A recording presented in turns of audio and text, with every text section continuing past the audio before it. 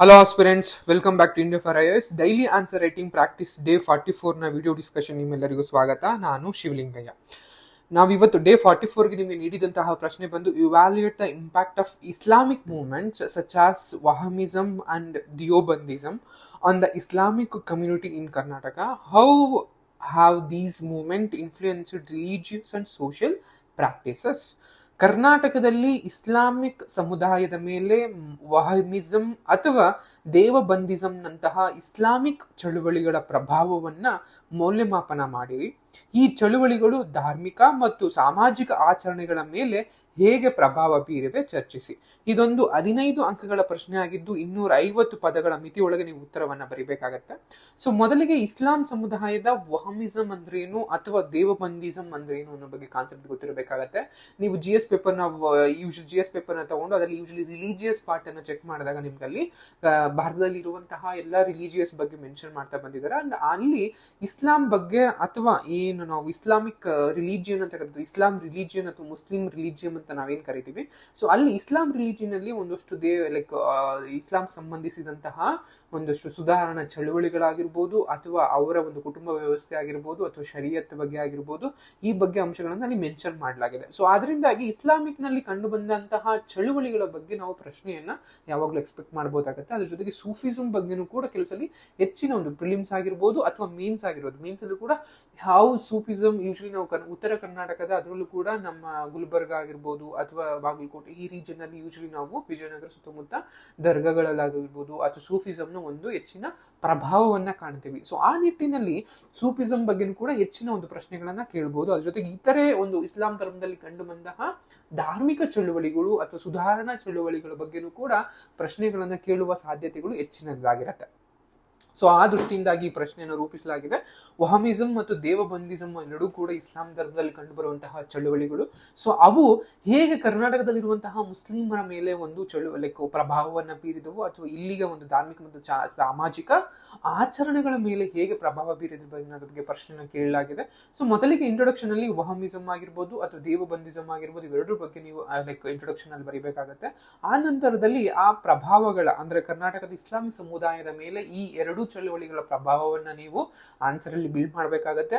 ಆ ನಂತರದಲ್ಲಿ ಧಾರ್ಮಿಕ ಮತ್ತು ಸಾಮಾಜಿಕ ಆಚರಣೆಗಳ ಮೇಲೆ ಹೇಗೆ ಪ್ರಭಾವ ಬೀರುವುದು ಅನ್ನೋದು ಕೂಡ ನೀವು ಚರ್ಚೆ. ಇನ್ನು ಇಂಟ್ರೊಡಕ್ಷನ್ ಪಾರ್ಟ್ ಮಾಡ್ತಾ ಬಂದಾಗ ನಿಮಗೆ ಇಸ್ಲಾಮಿಕ್ ಸುಧಾರಣಾ ಚಳುವಳಿಗಳಾದ ವಹಮಿಸಮ್ ಆಗಿರ್ಬೋದು ದೇವಬಂದಿಸಮ್ಗಳು ಕರ್ನಾಟಕ ಸೇರಿದಂತೆ ಪ್ರಪಂಚದ ಅನೇಕ ಭಾಗಗಳಲ್ಲಿ ಧಾರ್ಮಿಕ ಸಾಮಾಜಿಕ ಮತ್ತು ಸಾಂಸ್ಕೃತಿಕ ಆಚರಣೆಗಳ ಮೇಲೆ ಗಮನಾರ್ಹವಾದಂತಹ ಪ್ರಭಾವವನ್ನ ಬೀರಿದೆ. ಈ ಎರಡೂ ಚಳುವಳಿಗಳು ಬೇರೆ ಬೇರೆ ಕಾಲಮಾನದಲ್ಲಿ ಬೇರೆ ಬೇರೆ ಒಂದು ಪ್ರಾದೇಶಿಕ ಭೌಗೋಳಿಕ ಪ್ರದೇಶಗಳು ಹುಟ್ಟುಕೊಳ್ಳುತ್ತೆ. ಹಂಗ ನೋಡಿದಾಗ ಯೂಶಲಿ ನಿಮ್ಗೆ ಸೌದಿ ಅರೇಬಿಯಾದಲ್ಲಿ ವಹಮಿಸಮ್ ಆಗಿರ್ಬೋದು ಅಥವಾ ಭಾರತದಲ್ಲಿ ದೇವಬಂದಿಸಮ್ ಆಗಿರ್ಬೋದು ಇವೆರಡೂ ಕೂಡ ಹುಟ್ಟುಕೊಳ್ಳುತ್ತೆ. ಸೊ ಇವೆರಡೂ ಕೂಡ ಕರ್ನಾಟಕದಲ್ಲಿ ಇಸ್ಲಾಮಿಕ್ ಚಿಂತನೆ ಆಚರಣೆ ಮತ್ತು ಸಮುದಾಯ ಜೀವನಗಳನ್ನ ರೂಪಿಸಿದಿವೆ. ಹೇಗೆ ಅನ್ನೋದ್ರ ಬಗ್ಗೆ ನೀವು ಆನ್ಸರ್ ಅಲ್ಲಿ ಹೋಗ್ತೀರಾ. ಸೊ ಕರ್ನಾಟಕದಲ್ಲಿ ವಹಮಿಸಮ್ ಅಂತ ನೋಡ್ತಾ ಬಂದಾಗ 18ನೇ ಶತಮಾನದಲ್ಲಿ ಮೊಹಮ್ಮದ್ ಇಬ್ನ್ ಅಬ್ದ್ ಅಲ್ ವಹಾಬ್ ಅನ್ನುವಂತಹ ಸ್ಥಾಪಿಸಿದಂತಹ ವಹಮಿಸಮ್ ಏನಿದೆ ಇದು ಇಸ್ಲಾಂ ಧರ್ಮದ ಕಟ್ಟುನಿಟ್ಟಾದ ಮತ್ತು ಶುದ್ಧತೆಯ ವ್ಯಾಖ್ಯಾನವನ್ನ ಪ್ರತಿಪಾದಿಸುತ್ತೆ. ಅಂದ್ರೆ ಇದು ಸಲಾಫ್ ಅಂತ ಕರಿತೀವಿ. ಅಂದ್ರೆ ಮುಸ್ಲಿಮರ ಆರಂಭಿಕ ತಲೆಮಾರುಗಳನ್ನ ನಾವು ಯೂಶಲಿ ಸಲಾಫ್ ಅಂತ ಕರಿತೀವಿ. ಅವರ ಆಚರಣೆಗಳಿಗೆ ವಾಪಸ್ ಮರಳುವಂಥದ್ದು. ಅಂದ್ರೆ ನೀವು ಹಿಂದೂ ಸುಧಾರಣೆಗಳಲ್ಲಿ ವೇದಗಳಿಗೆ ಹಿಂತಿರುಗಿ ಅಂತ ನಾವು ಹೇಗೆ ಕರಿತೀವೋ ಅದೇ ರೀತಿಯಲ್ಲಿ ಒಂದು ಮುಸ್ಲಿಂ ಆರಂಭಿಕ ತಲೆಮಾರುಗಳು ಅನುಸರಿಸುತ್ತಿದ್ದಂತಹ ಆಚರಣೆಗಳಿಗೆ ಮರಳುವುದನ್ನ ಒತ್ತು ಹೇಳುವುದೇ ಈ ವಹಮಿಸಮ್ ಅನ್ನುವಂಥದ್ದು. ಇದು ಹೇಗೆ ಧಾರ್ಮಿಕ ಆಚರಣೆಗಳ ಪರಿಣಾಮವನ್ನು ಬೀರುತ್ತೆ ಅಂತ ನೋಡಿದ್ರೆ ಆಚರಣೆಗಳ ಶುದ್ಧೀಕರಣ ಅಂತ ಕರಿತೀವಿ. ಅಂದ್ರೆ ಬೇರೆ ಬೇರೆ ಧರ್ಮಗಳ ಅದು ಬೇರೆ ಬೇರೆ ಪ್ರದೇಶಗಳಿಗೆ ಅಲ್ಲಿಗೆ ಹೊಂದುವಂತೆ ನಾವು ಧಾರ್ಮಿಕ ಆಚರಣೆಗಳನ್ನ ಅಳವಡಿಸ್ಕೊಂಡಿರ್ತೀವಿ. ಅದನ್ನೆಲ್ಲವನ್ನು ನೀವು ನಿವಾರಿಸಿ ಹೇಗೆ ಇಸ್ಲಾಂನ ಆರಂಭಿಕ ತಲೆಮಾರುಗಳು ಯಾವ ಒಂದು ಆಚರಣೆಗಳನ್ನ ಅನುಸರಿಸ್ತಾ ಇದ್ರು ಅಂತಹ ಆಚರಣೆಗಳನ್ನೇ ಅನುಸರಿಸಬೇಕು ಅನ್ನೋ ರೀತಿಯಲ್ಲಿ ಅವರು ಅದು ಪ್ರತಿಪಾದವನ್ನ ಮಾಡ್ತಾರೆ. ಅಂಡ್ ವಿಗ್ರಹ ಆರಾಧನೆಗೆ ವಿರೋಧವನ್ನ ವ್ಯಕ್ತಪಡಿಸ್ತಾರೆ.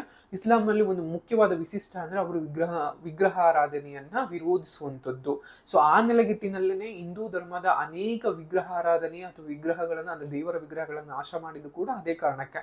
ಅಂದ್ರೆ ಅವರು ಧಾರ್ಮಿಕವಾಗಿ ಏನ್ ಹೇಳುತ್ತೆ ಅಥವಾ ಇಸ್ಲಾಂ ಧರ್ಮದ ಕೆಲವು ತತ್ವಗಳು ಏನ್ ಹೇಳುತ್ತೆ ಅಂದ್ರೆ ವಿಗ್ರಹ ಆರಾಧನೆಯನ್ನ ಮಾಡಬಾರದು. ಅಂದ್ರೆ ಒಬ್ಬ ದೇವರನ್ನ ನಾವೇನ್ ಆರಾಧನೆ ಮಾಡ್ತೀವಿ ಅದನ್ನ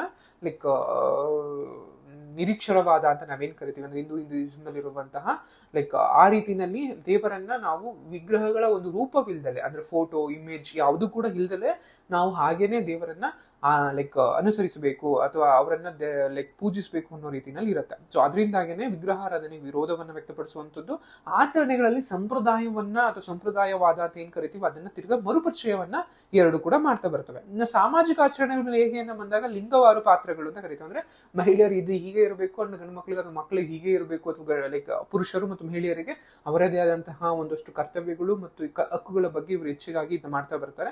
ಅಂಡ್ ಸಾಮಾಜಿಕ ಮತ್ತು ರಾಜಕೀಯ ಚಟುವಟಿಕೆಗಳು ಹೇಗೆ ತಿಳಿಸ್ತಾ ಬರ್ತಾರೆ. ಇನ್ನು ಕರ್ನಾಟಕದಲ್ಲಿ ದೇವಬಂದಿಸಂ ಅಂತ ನೋಡೋದಾದ್ರೆ 1866ರಲ್ಲಿ ಉತ್ತರ ಪ್ರದೇಶದ ದಾರುಲ್ ಉಲಾಂ ದಿಯೋಬಂದಿನಂತಹ ಹುಟ್ಟುಕೊಂಡಂತಹ ಅಥವಾ ಸ್ಥಾಪಿಸಲ್ಪಟ್ಟಂತಹ ಈ ದೇವಬಂದಿಸಂ ಅನ್ನುವಂಥದ್ದು ಇಸ್ಲಾಮಿಕ್ ಶಿಕ್ಷಣ, ಸುನ್ನತ್ ಮತ್ತು ನಾವೀನ್ಯತೆ ನಿರಾಕರಣೆಗಳ ಮೇಲೆ ಕೇಂದ್ರೀಕರಿಸಿದಂತಹ ಸುಧಾರಣವಾದಿ ಇಸ್ಲಾಂ ಚಳುವಳಿ ಆಗಿರುತ್ತೆ.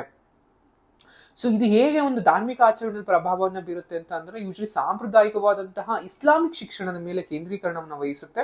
ಸುನ್ನತ್ ಅಂತ ಕರಿತೀವಿ. ಅಂದ್ರೆ ಏನಿದು ಸುನ್ನತ್ ಅನ್ನುವಂಥದ್ದು ಯೂಶಲಿ ನಿಮ್ಗೆಲ್ಲ ಅವಾಗಲೇ ಹೇಳುವಂಥದ್ದು ಲೈಕ್ ಯೂಶಲಿ ದಟ್ ಹೋಲ್ಡ್ ತಲೆಮಾರುಗಳು ಅನುಸರಿಸಿದಂತಹ ಏನು ಸಂಪ್ರದಾಯಗಳಿದೆ ಅದನ್ನ ಯೂಶಲಿ ಆಚರಣೆಗಳನ್ನು ಪುನರುಜ್ಜೀವನ ಮಾಡುವಂಥದ್ದು, ನಾವೀನ್ಯತೆಯನ್ನು ನಿರಾಕರಣ ಮಾಡುವಂಥದ್ದು, ಅದನ್ನ ಯೂಶಲಿ ಬಿದಾತ್ ಅಂತ ಕರಿತಾ ಬರ್ತಾರೆ.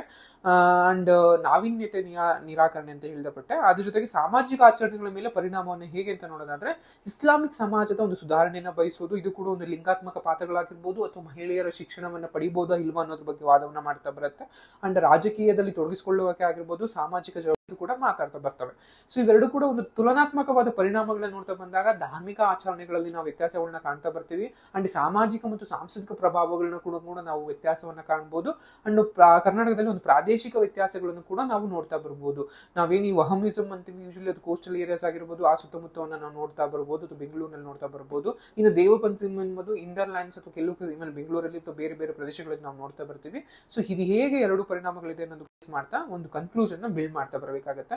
ಕರ್ನಾಟಕದ ಒಂದು ಮುಸ್ಲಿಂ ಸಮುದಾಯದ ಮೇಲೆ ವಹಮಿಸಮ್ ಮತ್ತು ದೇವಬಂದಿಸಂನ ಪ್ರಭಾವವು ಗಾಢವಾಗಿದೆ. ಆದರೂ ಅವು ವಿಭಿನ್ನ ಸಾಮಾಜಿಕ ಧಾರ್ಮಿಕ ಪರಿಣಾಮಗಳನ್ನು ಹೊಂದಿವೆ. ವಹಮಿಸಂ ಕರ್ನಾಟಕದ ಕೆಲವು ಭಾಗಗಳಾಗಿ ವಿಶೇಷವಾಗಿ ಯುವಕರು ಮತ್ತು ನಗರ ಸಮುದಾಯಗಳಲ್ಲಿ ಇಸ್ಲಾಂ ಧರ್ಮದ ಶುದ್ಧವಾದ ಮತ್ತು ಪ್ರತಿಮಾ ರೂಪಕ್ಕೆ ಕೊಡುಗೆಯನ್ನು ನೀಡಿದೆ. ಮತ್ತೊಂದೆಡೆ ದೇವಬಂದಿಸಂ ಅನ್ನುವಂಥದ್ದು ಹೆಚ್ಚು ಮಧ್ಯಮ ಮತ್ತು ಶಿಕ್ಷಣ ಕೇಂದ್ರಿತ ಪಾತ್ರವನ್ನು ವಹಿಸಿದೆ. ಸಾಂಪ್ರದಾಯಿಕ ಕಲಿಕೆ ಮತ್ತು ಸಮುದಾಯ ಸೇವೆಗೆ ಒತ್ತು ನೀಡುವ ಮೂಲಕ ಮುಸ್ಲಿಂ ಸಮುದಾಯದ ಬೌದ್ಧಿಕ ಮತ್ತು ಸಾಮಾಜಿಕ ರಚನೆಯನ್ನು ರೂಪಿಸುತ್ತದೆ.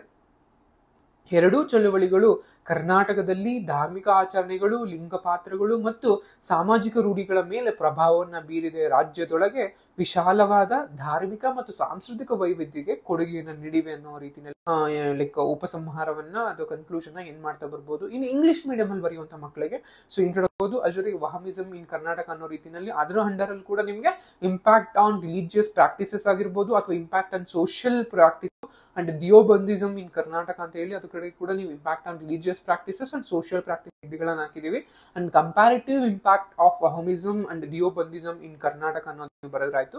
ದೆನ್ ಕನ್ಕ್ಲೂಷನ್ ಡೇ 44ನ ಒಂದು ರಿಲಿಜಿಯಸ್ ಆಫ್ ಇಂಡಿಯಾ ಅನ್ನುವಂತಹ ಹೆಡ್ಡಿಂಗ್ ಗಳಿಗೆ ಕೇಳಿದಂತಹ ಒಂದು ಕ್ವಶನ್ ಆಗಿರುತ್ತೆ. ಸೊ ಈ ರೀತಿಯಾಗಿ ನೀವು ಆನ್ಸರ್ ಅನ್ನ ಅನಲೈಸ್ ಮಾಡಿ ಆನ್ಸರ್ ಅನ್ನ ಬರಿತಾ ಬಂದಾಗ ಅದಕ್ಕೆ ಹೆಚ್ಚಿನ ಅಂಕಗಳನ್ನ ಗಳಿಸುವಂತಹ ಸಾಧ್ಯತೆ ಹೆಚ್ಚಿನದೊಂದಾಗಿರುತ್ತೆ ಅಂತ ಹೇಳ್ತಾ ಈ ವಿಡಿಯೋ ಏನ್ ಮಾಡ್ತಾ ಇದ್ದೀನಿ. Thank you.